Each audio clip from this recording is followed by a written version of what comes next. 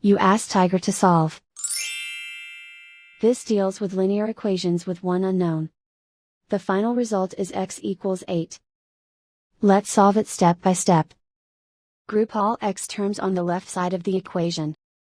Subtract 6x from both sides. Group like terms.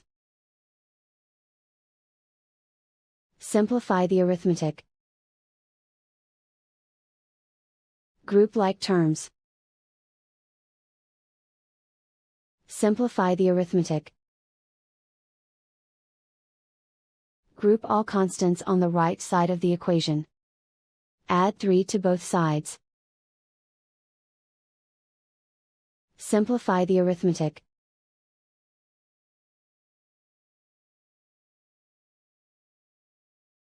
Isolate the x.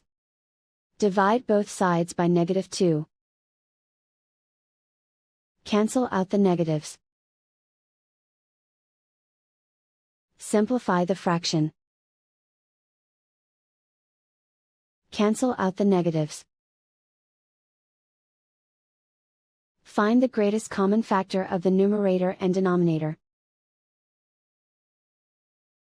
Factor out and cancel the greatest common factor. And so the final result is x equals 8.